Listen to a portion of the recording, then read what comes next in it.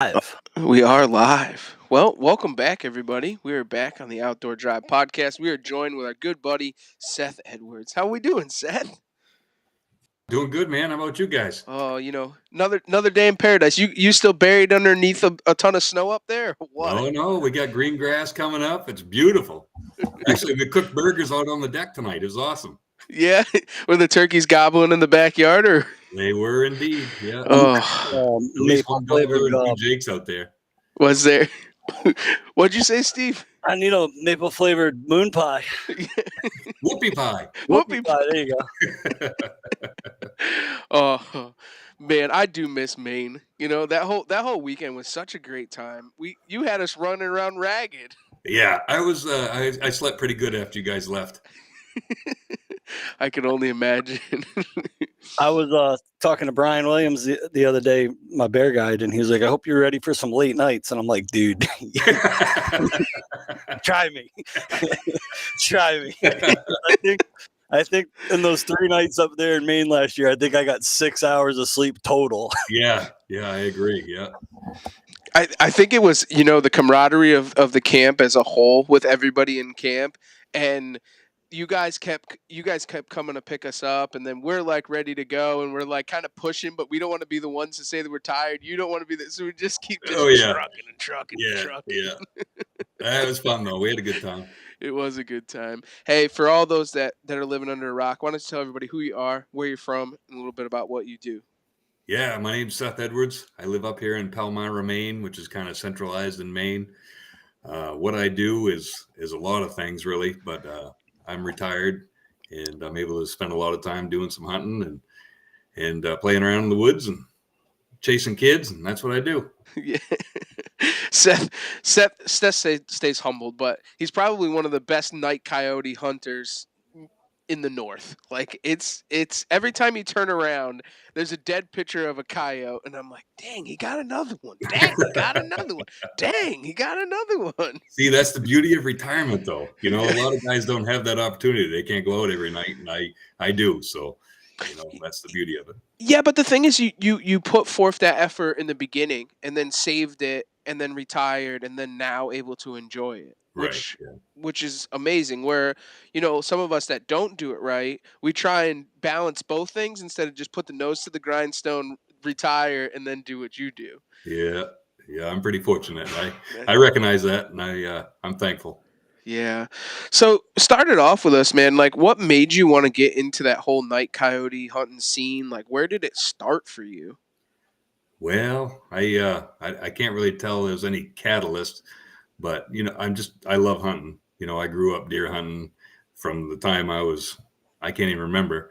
And I've always been interested in coyote hunting and tried it a little bit. I put some baits out and never really did much with it. And one year I decided, you know what, I'm going to buy a night vision scope and I'm going to get serious about it. And that was kind of how it got started. I picked up a Fox Pro call and started running that, and here we are today. So the thing is, like, and a lot of people don't realize it, I mean, like, the big thing in Maine, right, is like you ice pack your baits, you set up your bait sites, you sit in a little tiny cabin, you sit there all night and you wait for the coyotes to come in. But what you do is totally different to that. Like, it's the new school, like running and gunning, putting down the call, and just going to town on it, which is a totally different outlook or different system to coyote hunting. Yeah, it definitely fits my personality a whole lot better. Sitting in a shack, the older I get, the less I can sit. Whether it's deer hunting or coyote hunting or whatever it is. So this really fits my personality well. I can just, I'm out there 20 minutes, I pack up my stuff and head to the next spot. Jeez. So where did you take to it to learn how to do it properly, or what do you do that makes it successful? Well, there's a ton of information out there, as you guys know, on the internet and podcasts and all that stuff. So, I suck up all that stuff as much as I can. And, well, you guys remember when we were riding around turkey hunting, it was on there because I'm just enthralled with it. I want to learn everything there is to learn about it and then some. So, yeah, there was probably, I forget how many years, probably 5 years ago, we'll say. And as you guys know, I got chickens, and I had bought 50 chickens, and they were new. And I went out there and I found like 30 something of them dead.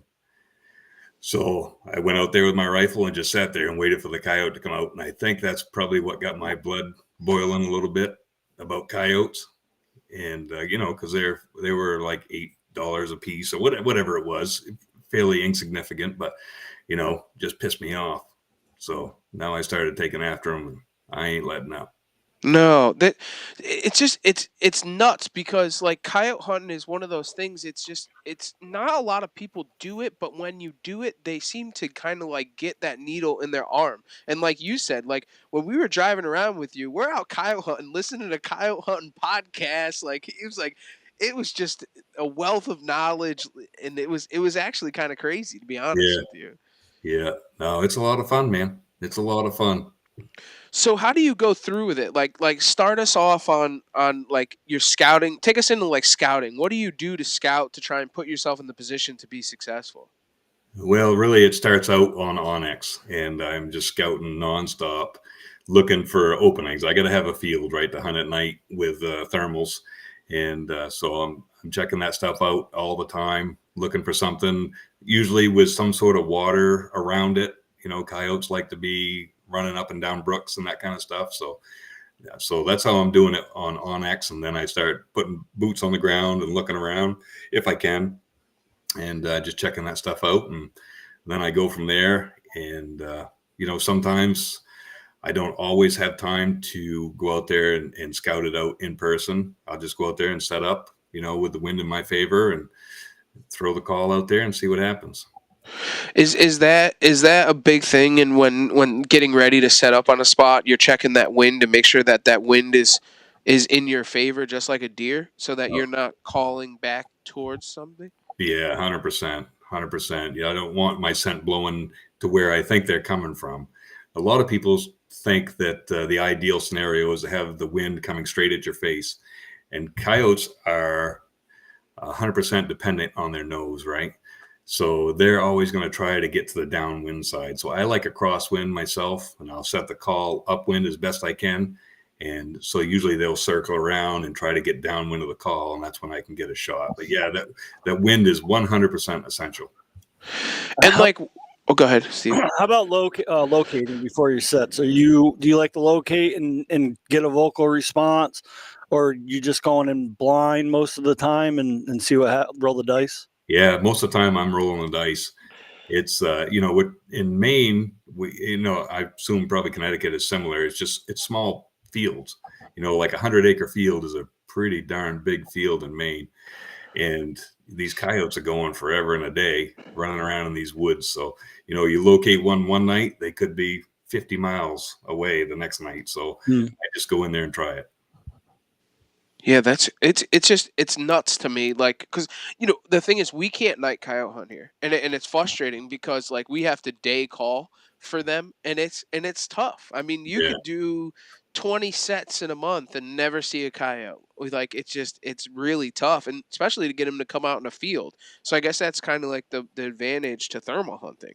No, 100%. Yeah, I think it's the same here. I haven't done a lot of daytime calling, but the times that I have, it's tough to get them to come out there. I mean, you got to be right in the woods with them.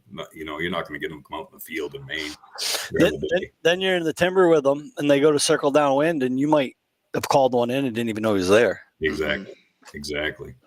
Yep. And it makes it super tough. So, going through it. So now you've scouted. You may or may not have tried to locate, but you're getting there, and then you're setting the call upwind. Now, what's the next step for you? Well, after I get all set up, I'm just, start running through the calls. Oftentimes I start out with something soft, like a bowl squeak, and just in case there's anything right handy in the area. And sometimes that works. I got a double off it this year, just off simple like mouse squeaks. And then I'll go into, I'll let that set for a minute, and then I'll go into some howls, and then I just progress from there. The time of year obviously changes up how things are going to go from that point. So when you say that, you're saying like their mating season and stuff like that with different fighting sounds and Yeah, yeah, exactly. You know, like during the winter, obviously they need to survive, right? So they're hungry. So there's going to be a little more prey sounds in there, rabbits and that kind of stuff. And you know, like this time of year, they're dropping pups right now. So I'm going to be getting into the pup sounds, the young pup sounds, and maybe a little bit of pup fights and progressing from there. And I'm not going to have much of a prey sound. that normally is kind of, well, it kind of is. That's one of those sounds that it seems is this time of year that's super effective, where the mother dogs just lose their mind trying to see what's going on. Yeah, I mean, a mother of any mammal is going to protect her young, regardless. So you know, you start playing those sounds if she doesn't have them all right there, and even if she does, she might go protect another pack. You know, so if she hears that puppy out there crying, she's going to come. And how long do you make your sets? Like, how long is a set for you? So you, once you get there, you run through a couple of sounds and then you're on to the next spot. Yeah, you know, it's like fishing. You know, everybody's going to use a different kind of bait. Myself, I'm like 20 minutes. You know, and again, that goes back to the run and gun type personality. I can stand there for about 20 minutes. If I don't hear anything, see anything, or know anything, you know, if I know for certain that there's something there, then I may work it a little longer. But, you know, if there's nothing happening, I'm headed out to the next spot. It's crazy. It's like night turkey hunting, like literally night turkey hunting. Like, all right, It is. we're good, we're out. Yeah. I mean, you think about it, coyote hunting is like turkey hunting. It's like moose hunting. You know, you're doing the calling. If they're not coming in, it's time to move on.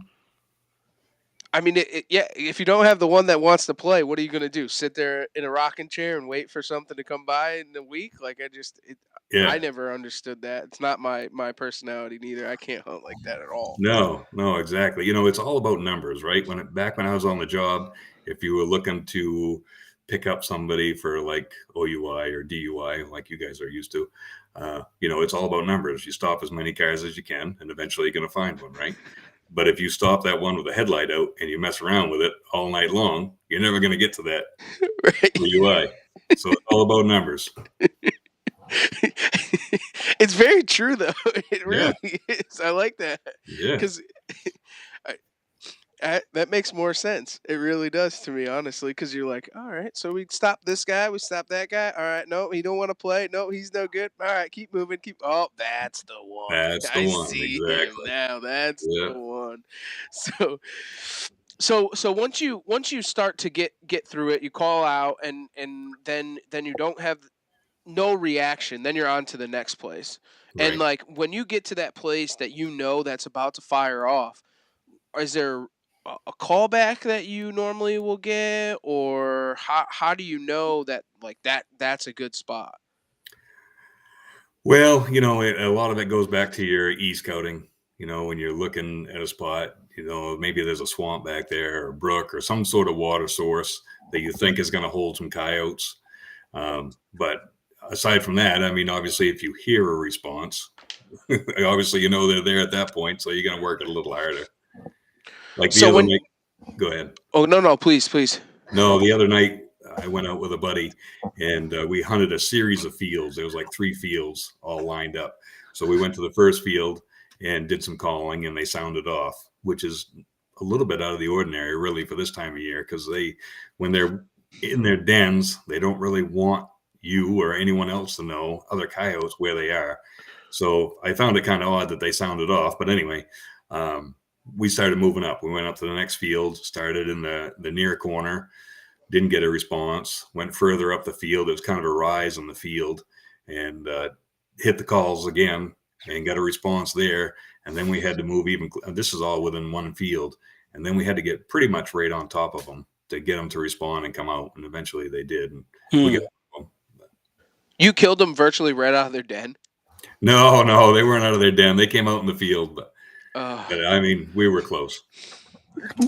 So Seth, all right, how do I say this? So what I've noticed a lot in like the coyote hunting community is we come out of deer season, right? Everyone's been running trail cameras all fall. They're in their deer stand. They're seeing coyotes. They're getting pictures of coyotes. As soon as deer season gets over, I'm gonna hit them hard. I'm gonna kill these coyotes, and they start in January, February, coming into breeding season, and they get their ass kicked. Everybody thinks that it's breeding season, right? They should be territorial and competition and all that stuff, and people don't realize that it's actually one of the harder times of the year to actually call them in per se. Yeah. So when do you find that transition? You know, say middle of February is like prime breeding season. Now we're getting into denning season. Pups are getting dropped any day now, right? If not already on the ground. Yes. Yeah. So when was that transition to like we're out of breeding and going into the denning on the caller side? Yeah, that whole time frame for me up here, I found isn't all that hot. It's when we start getting into summer, and in the summer after the pups hit the ground, that's the most coyotes we'll have all year long. But January, February, I've done fairly well in that time frame. After they come out of the breeding, but I don't think there's any like magic bullet, for that time frame of when that is. Right. So you're saying that the summer is the better time when there's a ton of dogs on the ground running around, like. Yeah, you know what? Unfortunately, because our season goes out here in Maine, but the fall time is the best time because the pups are, they're out there looking for their own home range. They've been booted out of their parents' territory, so they're just coyotes roaming everywhere, and they're trying to find their own spot, and that's the. Go ahead, finish that up. No, I was just going to say that's the most coyotes that we're going to see all year long, because after that, after up here anyway, when we come out of deer season and all that, then they start getting killed. Yeah, I feel like that's why a lot of dogs get killed during deer season, especially like October during archery season or whatever, because there's just a lot of those year-old pups that are kind of trying to find a home, really, right? They're kind of finding their own range and wandering around. It's like a teenager that just left for college for the first time, right? And he's just wandering around trying to figure life out. Exactly. And in that like that, so why does Maine go out? Well, it's because of deer season. They don't want people out there. Well, bear, deer, moose, all that. They don't want people out there shooting at night when that stuff's going on. Well, night. I get it, night. Yeah, because like we're 365. You can hunt them 365, but we can't hunt them at night. So that's Oh, we're not. You can't hunt them on Sundays. Oh, Sundays. Yeah, that's right. Yeah. No, we're daytime all year long as well. I was just referring to night hunting. Oh, okay. So night hunting, they shut it down because they don't want guys riding around with thermal shooting deer or moose or whatever. I get that. That's understandable. Yeah. Plus, as a poacher, it'd be kind of an out, right? You're riding around all night with a gun in the front seat, and you get stopped by the warden and say, "Oh no, I'm just coyote hunting." Yeah, just coyote hunting. With a 30-06. Got a bunch of blood on your tailgate. It's just coyote blood. It's just coyote blood. Where's the coyote? He's in the ditch. Why is there a 10-point buck in the back seat? Yeah, well, Warden McCabe will get you. Northwood's law. Right. Them Mainers it's a different breed up there. You just never know what's gonna happen. That's right. It's a fact. So getting into some of the gear, probably someone had asked, what's your favorite caliber, Seth? Mine is a 243. There's a lot of new calibers coming out that are really nice, but I'm kind of old school maybe. I like the tried and true, so 22 250 and 243. Would be my two preferred calibers. I like the looks of the 22 Creedmoor. I have a 6mm Creedmoor, which is a 243 caliber, but a little bit different casing. So, but you can throw out a bunch of them. But in the end, 243 and 2250 would be my preferred calibers. Plus, 243 just seems it's just more available, right? Like if you get in a jam, chances are Walmart's got a 243. Right. You can't say the same about some of these newer calibers, and then the option in grains with the 243, you can go down to what, 70 grain, 60 grain, all the way up to like 110 if you wanted to. Yeah, exactly. Find one that fits your rifle and likes it a lot. Right. So there's a ton of ton of stuff out there, no doubt. Right. And so you shoot in an AR platform, a 243? No, actually, I switched over to a bolt gun. I've got a Sig Sauer Cross, and I bought it in 308, and I had it rebarreled to a 243, so I could use the same bolt and everything, but I just put a different barrel on it. So I'm bolt action now. It Bolt feels action. like an AR in your hand, but at night when you go for a follow-up shot and you squeeze the trigger again, it doesn't go boom the second time. Well, I think the best part about that whole situation, and I think we should paint the picture for everybody out there, is we turkey hunted. We were at camp. We were at Greg and Mark's camp and everything, and 207, volunteered to take us out coyote hunting.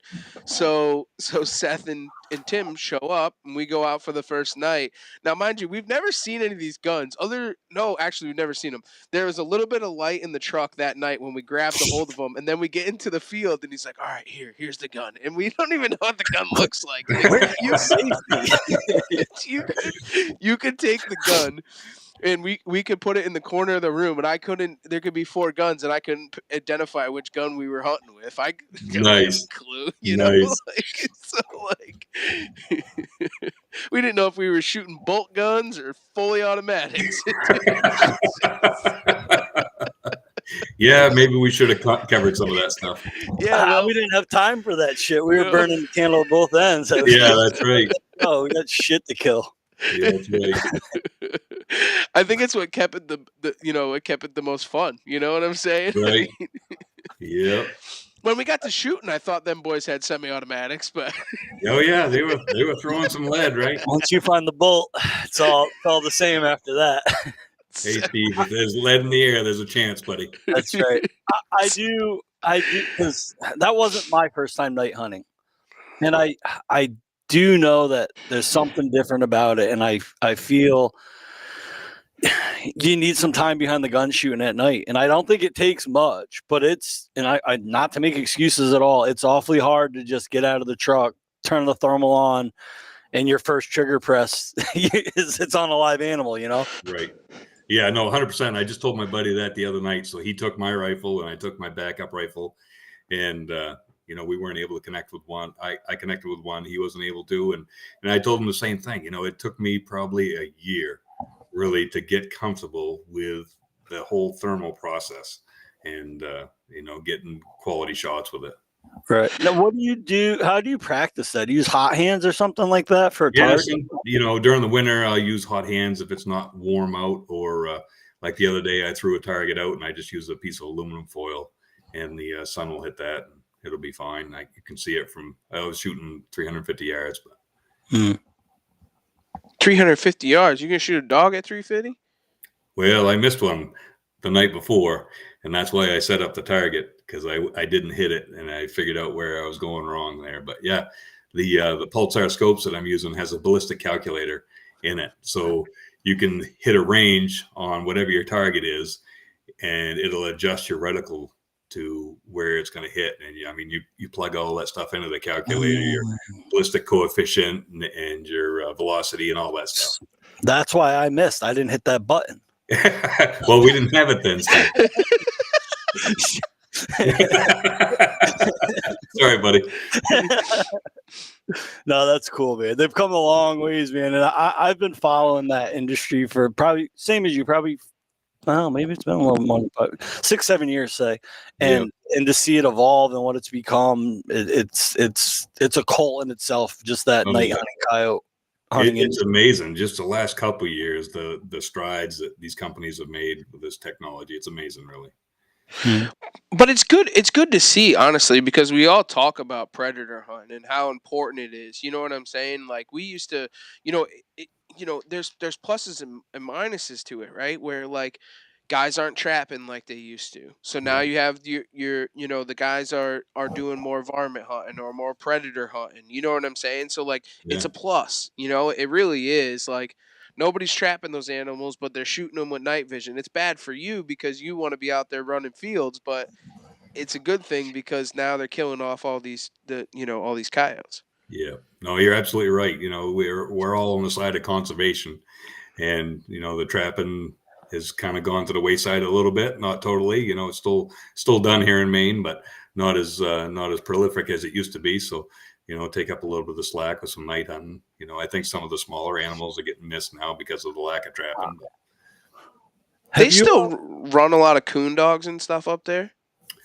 I don't know personally. I don't really track those guys. Yeah, they're up to. But have you used the Fox Pro for anything other than coyotes for dogs, coyotes and fox and stuff like that?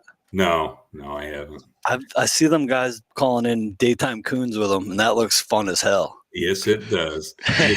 Tory Cook there with his longbow shooting those coons. That looks fun. Yeah. Right now is the time to be doing that, I guess, right? Is that right now? I have no idea.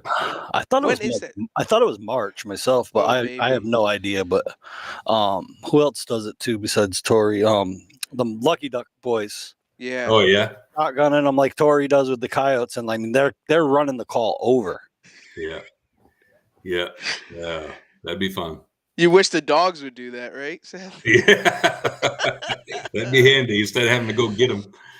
Do you feel as if now that all of this pressure has started to be put on these dogs that it's a little bit harder for you to run down? Like these guys got barn burners and they're just burning down spots?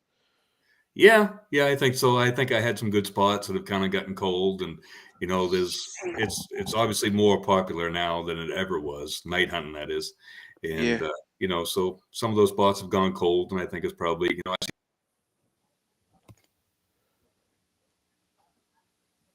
We lost him. Yeah, about a word from our sponsors for a second. Yeah, a word from our sponsors. There he is. We lost you for a sec. Yeah, sorry, buddy. No, it's all good. We had a word from our sponsors. It's okay. Not a big deal. So just one word, but yeah. No, but that's probably a tougher thing, especially with something that's so smart, because dogs are a lot smarter than a lot of the other things that we do hunt, and I think if you build that pressure up on them, then it makes it so much harder.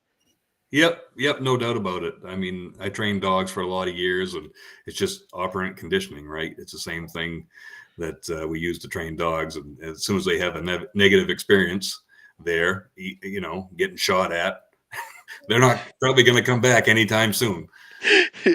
Well, it's the same in the trapping world. If you snap an MB550 in a dog's face, he's going to think twice about stepping in anywhere near that area, or he's going to be, when he, now he's putting together that smell with a bad experience. And it's the same as that sound with a bad experience for a dog. I mean, they're super smart. I mean, it's like a German Shepherd running out there, but he's wild. He has to fend for himself. So talk about a smart animal. I mean, it's. Yep.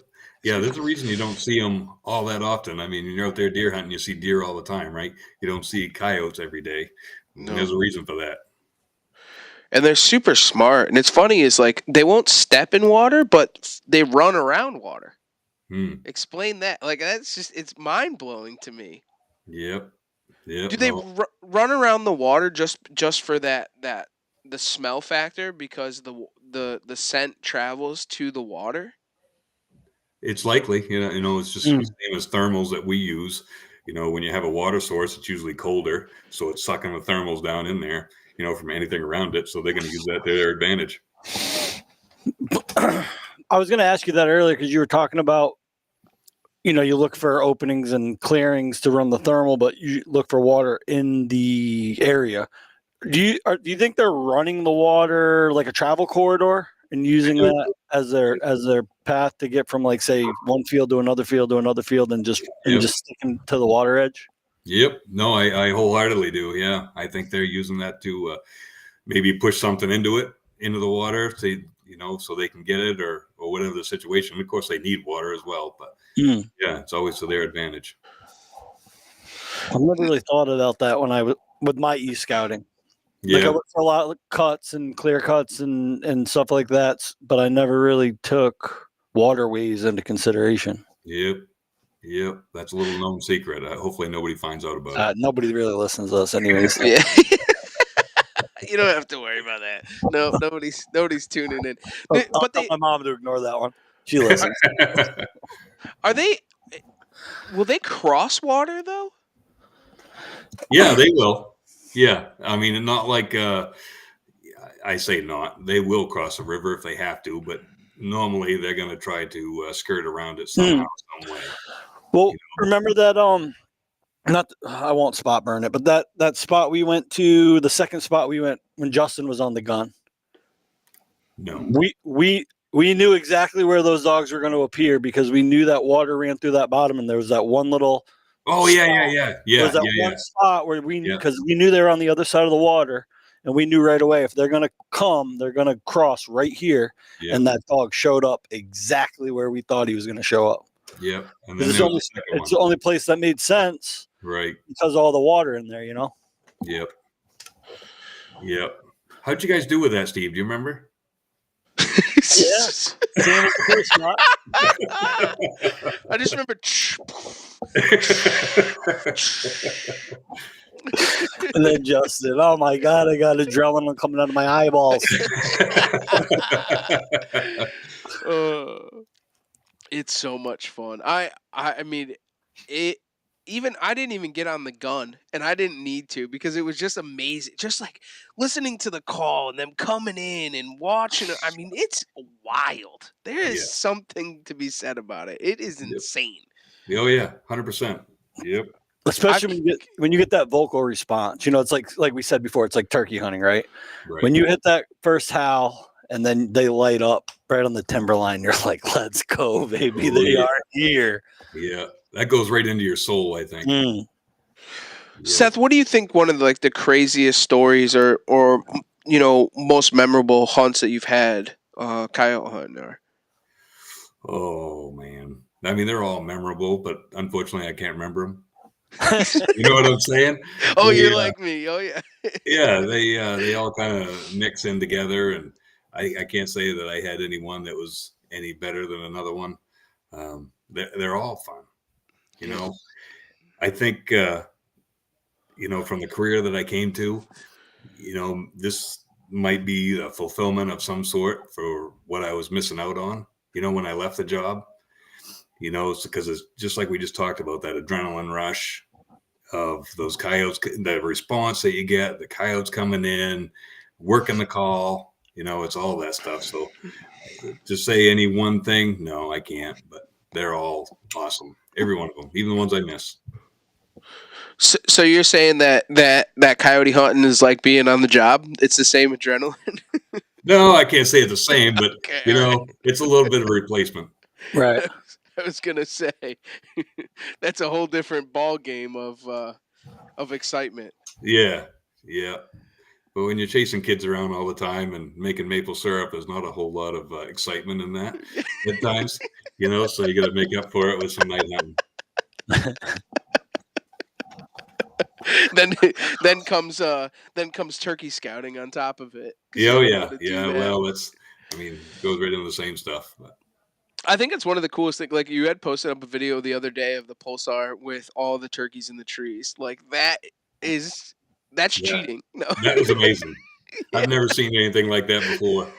Yeah, that was crazy. The being out there and being able to see that kind of stuff like that, like, because you don't really think about it, especially us. Like, we don't night hunt at all, so we've never had the thermal, and then they'll see that kind of stuff, dude. It's incredible.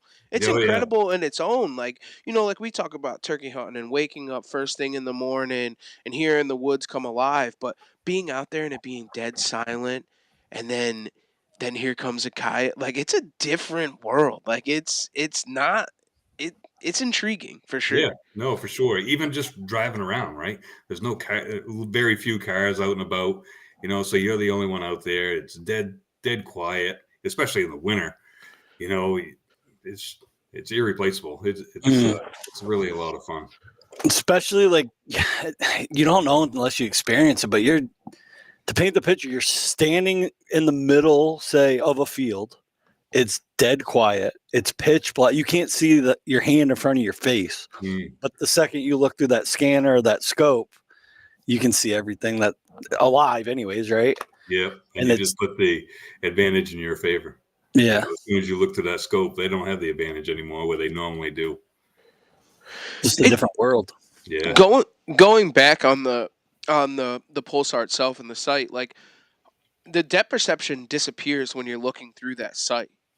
So It how do does. you try to, when you're trying to follow an animal, how do you know what kind of range it is? Do you just get used to it, or is there some type of setting, or I think over time you can get used to it. There's range finders on there now that we were talking about with the ballistic calculator, so you can range them. Some models obviously don't have that. So either your ground that you're on, maybe they're walking by a tree that you ranged during the day at some point, or have a feel for it, just how far out there they are, or just because you're looking through a computer screen is what it Right. is, right? You're not looking through an optic on a scope where it's just two pieces of glass. You're looking through what the computer is seeing, and you just basically it's a monitor on the other end of your scope. So it's very, very difficult to judge distance, no doubt about it. it's nuts. It's just crazy that they. It's just mind blowing to me, honestly. Yeah, It really is, and especially, trying to be able to take a shot at something like that in the middle of the night and have no depth perception, because that's how you base everything on. Like when you're deer hunting, that tree is 40 yards or that's 50 yards, and then you swipe it all out, and then now you're just hunting off of that screen, like you're saying, and just hoping for the best. right. Yep. Yeah, LRF changed everything, and in my opinion, it kind of took that whole guessing game out of it and makes it a whole lot easier. Because you're able to range it, and then Yeah. Yeah, and then on top of ranging, where you used to have to, all right, so this one's going to be at the top of its back, or this one's going to be 6 inches above its back. And now they put the friggin' reticle right there for you, so you just got to put it in the boiler room and send it.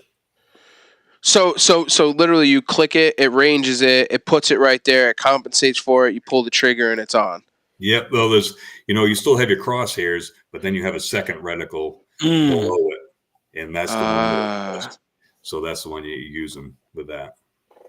That's crazy. So it does like the windage. Well, not the windage, but it does everything for you. Yeah. It calculates it for you. Yep.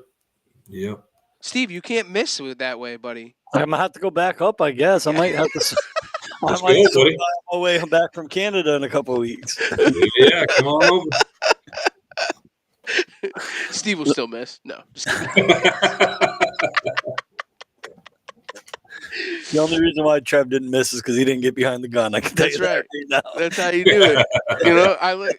Hey, I'm pretty sure he did that on purpose. Zero for zero, buddy. You know what That's I'm saying? right. Good odds. You can't. The profit That's of right. zero is zero. You can't win if you don't play. I'm gonna have to dig up some old footage from when I went to Georgia on that hog hunt, and it was the exact same scenario. Get picked up. You boys ready? Yep. And you're like walking into the field, peanut field in Georgia, getting a lesson on how to use the gun in the pitch black, and then next thing you know, there's a hog in front of us. So we shoot the hog, all right, and then a coyote showed up, and it was really weird because you can leave a dead hog in the middle of the field, the coyotes aren't going to touch it. So that dead hog did not attract this coyote, but for whatever reason, as soon as we shot that hog, a coyote came in, and he's just getting ready to get our wind, and we shot a lot. But now we had ARs. We hit them and slowed them down a little bit, but it took half a mag to get them to stop. Yeah. And I have it on video somewhere, but it's not pretty, but it was fun. Oh, hell yeah, it's fun, man. Do you get that a lot when you take guys out for the first time, that they just to kind of like grasp the whole thing as a whole? What I get most of the time is, where do I start? So they've come out with me. Either they use my rifle or my backup rifle, and now they're ready. They had so much fun, regardless of if we saw coyotes or not. But now, what's the next step? What should I get? And that's the question I get. And it gets expensive pretty quickly. Oh yeah. Yeah. Hey, I look at it this way: some guys got boats, some guys have Harley Davidsons. I got a thermal and a suppressor. It's so true, though. I mean, you figure, just to get going, a tripod, a gun, a thermal, a suppressor. You need a suppressor to hunt at night. You don't necessarily need a suppressor, but my advice to anybody that wants to get into coyote hunting is if you can, if your laws allow it, make that your first purchase. Before you get into optics, before you get into calls, get yourself a suppressor and then go from there. Just for the simple fact of being out at night and shooting a gun. Yeah. I mean, not only does it, I've lost a lot of hearing over the years from not having a suppressor, I think is a big reason for it. But if you're around here anyway, the urban sprawl is taking place, right? There's houses going up everywhere. So some of those fields that used to be empty now might have a house at the beginning of it. So maybe you walk a little bit further back, but if you pull the trigger in that field with a suppressor, you're probably not going to piss anybody off, right? You're not going to get that land posted or somebody coming out there and yelling at you or anything like that. And there's a high likelihood maybe the second coyote comes out and you get a shot at that because that suppressor has made it a little bit more quiet and not quite so ear piercing for them where they want to just haul ass. Or if you miss, you might get a follow-up shot. Yeah. Now, I'm not familiar with that, Steve, but maybe. Yeah. Well, hopefully when they do go to post it, they don't post it properly. Yeah, that's right. That's right. One sign in the corner of the field doesn't cut it. It's not properly posted. It's not I do properly want to talk posted. about the electric calls nowadays. I've been out of the game. I've had my call for a while now, but those have come a long way too. I couldn't even tell you what the new latest and greatest is nowadays. But you're running Fox Pro. Yep. What model you running? The X24. Okay, so that replaced the old, what was it, SC24, something like that. Yeah, it's classic. Many over the years, but yeah, the Shockwave and then the X24, the X24S, I believe, and now they've got a couple more coming out. The 360. Yeah. I saw it at ATA. Oh, did you? Yeah. Oh my gosh. Yeah. I actually own literally one of the very first MFK edition Fox Pros ever made. Yeah. Because I ordered a MFK edition Icotech when they were still with Icotech. Yeah. And I ordered it, and the next day they broke the internet with this merger with MFK and Fox Pro. So I got a hold of Tori Lynn and I said, Miss Cook, could I cancel that order? She said, I figured you wasn't going to want the Icotech anymore, So I was like, yeah, no, I'll just hold off on the Fox Pro. So she refunded my money. I sat on the money and I waited because it was probably maybe 2 months by the time they got everything programmed into Fox Pro or whatever. Yep. And like within minutes of them coming out and saying the MFK Fox Pros were ready, I placed my order. So I was literally the first batch of MFK Fox Pros. Yep. No, that was a great merger that they made. I mean, the sound library is phenomenal. No doubt about it. And MFK just keeps coming out with more and more sounds all the time. Mm-hmm. Just a great combination. I've never used any other calls, and I really don't have the need to try because they're just awesome. And I think that Fox Pro is stayed at the top of the food chain for such a long time, and then merging with MFK with their sounds, they can put the best sounds through the best speakers. So the two of them together is hands down the best on the market, in my opinion. Like, I've hunted behind a Lucky Dog before, and I'm not a big fan. Yeah, no, I can't speak to any of the other companies because, like I said, if it ain't broke, don't fix it. That's my opinion on my thermals. I've used Pulsar all along. I'm on my third one now, and my Fox Pro call, same thing.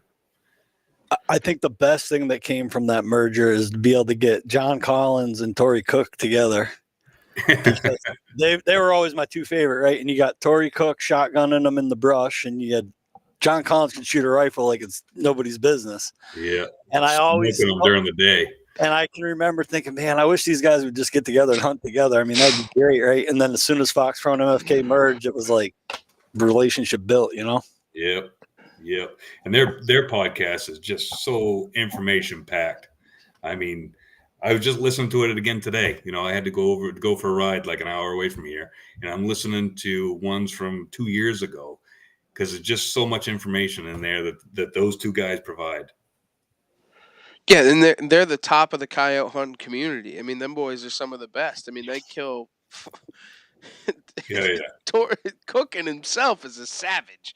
That dude is like, when it comes to anything that he does, like we were gonna have him on the podcast, but he was in his cabin deer hunting, and he was down there for like 2 months and wasn't coming out. Like he was there the whole time, just deer hunting. Yeah, I'm gonna give him some props for that. That's awesome. Yeah, he doesn't talk about it that much. People don't realize how big of a deer hunter he is. Bow hunter. Huge. Yes. Yeah. Well, he got hurt. Didn't he fall out of a tree? Yep. His linesman belt broke. Yeah. And if he wasn't in the shape that man's in, it probably would have killed a lesser man. But because he's in such good shape, he shook it off. Wow. Yeah. Them boys running coyotes in the middle of the day, though. Steve would send me videos and stuff sitting on a bucket, and they would just pile them up. And you're like, how in the world did you just do Wearing that? a muscle shirt with Vaseline on his guns. Well, it's funny. I talked to John Collins down there at Harrisburg, and I had mentioned this in one of my videos not too long ago, but he was saying that the East Coast, whatever amount of coyotes that we have here, you can double that where he is in Kentucky, right? And then double it again for out west, so here in the East, and I believe he was talking about like probably Pennsylvania, New York. I don't think he's ever been in New England, so our population is quite a bit less. So when we watch this stuff online, sometimes we get a little disheartened because they're smoking coyotes left and right, and they're coming in from all directions. But, we just don't have the population that they do. And that's a good thing, in my opinion. Well, we do have the biggest, though. Yep.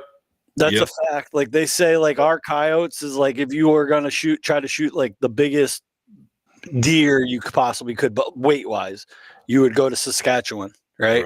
If you were trying to shoot the biggest, heaviest weighing coyote you possibly could, you would come to New England, Maine, Vermont, New Hampshire. Huh. Yeah, I hadn't heard that, but it makes sense. Was it a hard transition to try and learn from all of these other guys from the West to then transcribe it into what we're due today, like yourself? No, it's all the same, man. Coyotes are coyotes. It doesn't matter where you are. You listen to these guys talk, Al Morris, John Collins, whatever, it's all the same stuff. So coyotes, it doesn't matter where they are in the country. They breed at the same time. They drop their pups at the same time, and they respond to the calls the same way, regardless of where they are. Really? I think the biggest thing, like Seth just said, it's number of coyotes that, more coyotes to call to, the more chances you're going to call one in. And then like them guys get out in like New Mexico, right? And they just get on a road and it's just, they can just go, 3 miles, stop the truck, get out, call. Get back in the truck, drive 3 miles, get out, call. And they're calling like the same canyon. They're just going every 3 miles just forever, where, oh, we lost that for a sec, but I'll be right back. Here's right back. Here we have like pockets, right? We can go over here and there's a farm we can call. And then we might have to get in the truck and drive, 10 miles to the other side of town to call another farm. But like I said, you get out in like New Mexico, you just stay on the same road and you just stop and make a stand, stop and make a stand, stop and make a stand. The wind doesn't change. It's just the same thing over and over and over again. Yep. Yeah, it's pretty amazing. I hope to experience it someday, but it's totally different than what we do here. Didn't you? But when you were in Kentucky, did you dog hunt down there? Right? You dog hunted down in Kentucky. Yep. Yeah, I did, and I consider it pretty similar to. There's more farm ground down there and less woods than we have, no doubt about that. So, and I would agree with what John Collins said about the population, just based on my few days down there. But no, it's pretty similar to the country that we hunt here. He has a heavy population of black coyotes where he lives too, and I don't know what's up with that. Yeah, he's a lucky man, I guess. I don't know. Someday, somehow, some way. Have you ever seen one, Seth? No. They're all white in the thermal. That's a fact. They're all blondes. Yeah. I want to meet John Collins so bad, and for 3 years in a row, I've missed him at Harrisburg every year. And I've gone different weekends, and it's like if I go the first weekend, he's there the second weekend. If I go the second weekend, he's there the first weekend. Every single year for the last 3 years, I've missed him. Yeah. Just keep seeing Al Morris. Time it next year. Yeah. Yeah, it's definitely crazy. Well, Seth, man, let's wrap this bad boy up. Why don't you tell everybody What drives you outdoors? Well, I think we talked about it before with you guys, but it's I mean, it's pretty primal. I think it's in our nature just to go out there and hunt, and I've embraced that since I was a kid, and I don't see it stopping anytime soon. So I think I remember you saying this last time. yeah. Seth, can you just tell everybody where they can find you, kind of watch on, all of your coyote hunting videos and all the good things that you got going up there in northern Maine? Yeah, no, I appreciate that. Seth Edwards _outdoors on YouTube and Instagram, and just Seth Edwards on Facebook, and 207 Outfitters. If you guys are looking for a bear hunt or a moose hunt, check us out online. Just 207outfitters.com, and we'll be happy to help you out. Yeah, we have some Blue Mountains waiting for you the next time that we see you. It's been far too long. We won't be making it up to Maine Turkey Camp this year, but we have some Blue Mountains waiting for you when we do see you soon, Seth. Yeah, well, I appreciate it. Maybe Steve will stop in on his way back from New Brunswick, and maybe we can kill a turkey or a coyote or something. I know that's no good for me. That's just Steve. No. Hey, that's your fault, buddy. You got the job. Remember that whole conversation we had earlier about making decisions earlier in life and being able to yeah, exactly. Now we get to reap what we sow. That's right. Well, I got to do all the things in the early years. Now I have to continue to do them in the late years, but it's all good. Well, we'll cut off of live here, and we appreciate you jumping on. And for everybody else, thanks for taking the ride right here on the Outdoor Drive.